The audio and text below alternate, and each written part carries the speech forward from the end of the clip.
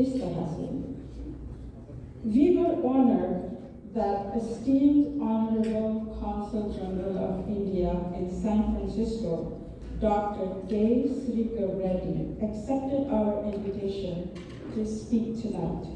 However, due to unforeseen circumstances and flight delays, he could not make it on time to be at our event. He delegated the responsibility to represent the consulate to a senior officer of consulate, Mr. Chittyreddy Sripal, to speak at our event. It is a true privilege to introduce tonight's keynote speaker, the esteemed Consul, Chittyreddy Sripal. Mr. Sripal completed his graduation from Indian Institute of Technology, Varanasi, in engineering in 2017. He joined the Indian Foreign Services in 2019 and started his stint as Undersecretary in the Economic Diplomacy and States Division of Ministry of External Affairs, and later as Third Secretary at the Embassy of India, Madrid. Post his stint in Madrid, he worked as Undersecretary in the Latin America and Caribbean Division of Ministry of External Affairs. He is currently posted as Consul at the Consulate General of India in San Francisco since August 2024.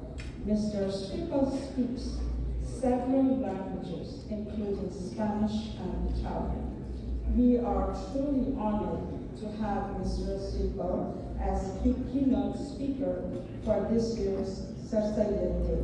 We warmly welcome him to our annual celebration and look forward to strengthening the bonds between the Bay Area's vibrant AMU alumni community and the Indian consulate under his leadership.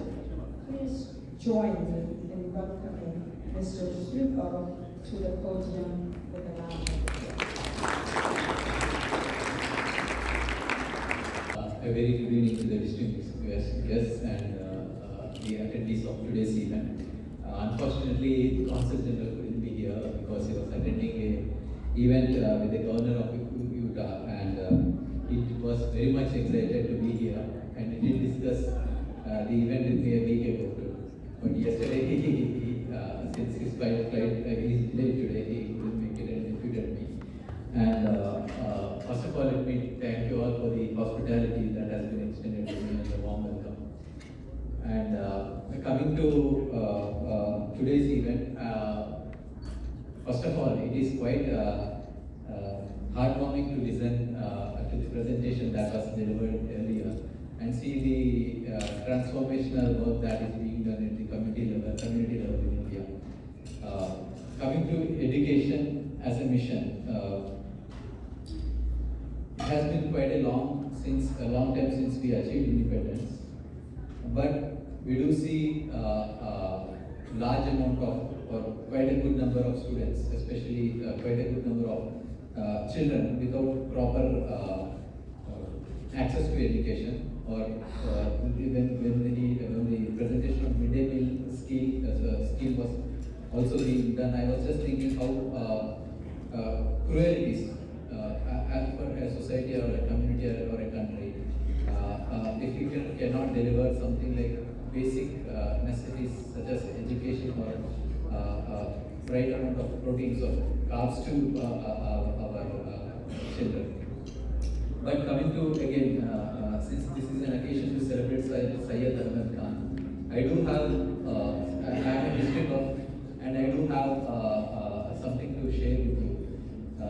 I used to have, on a personal note, I used to have one of my closest friends called Muhammad Ashim, who is an alumni of Aligarh Muslim University, who joined foreign service in my past. So sometime during our training, we were discussing the trajectory of Indian history, and it did come to us, to our minds, that when it comes to discussing the seminal figures in Indian history, we often discuss not many people, and the good focus is put upon the non-cooperation movement, Khilafat movement, and so on. What we do seldom acknowledge the work that is done post 1857 rule. So, Sir Syed Khan comes as an inflectional figure in Indian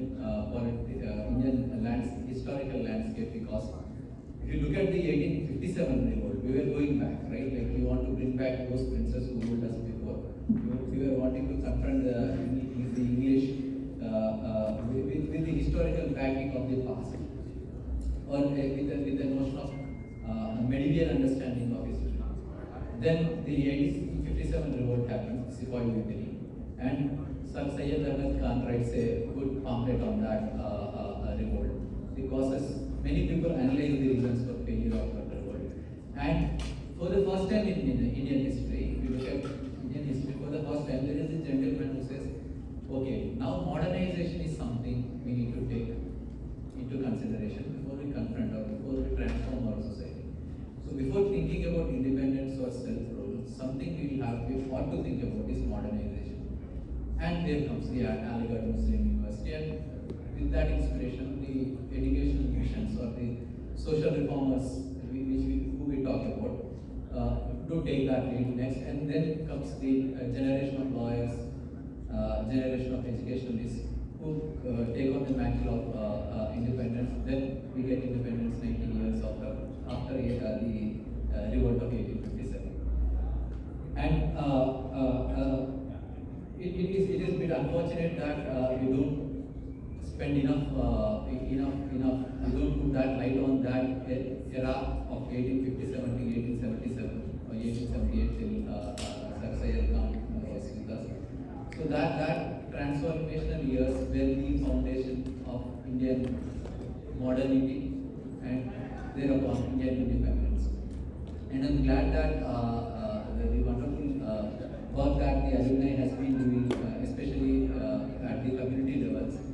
And it is, as the presenter said, the amount of money when it comes to the Bay Area, you could do more. And I hope when it comes to the projects, I have seen the list of projects that are being funded for this year. And it is very well laid, because if you look at the projects which are being done, I was quite impressed. I was just looking at the presentation and I thought maybe something might not be, there might not be doing much on vocational education or computer training or something like that, some model programs. But looking at the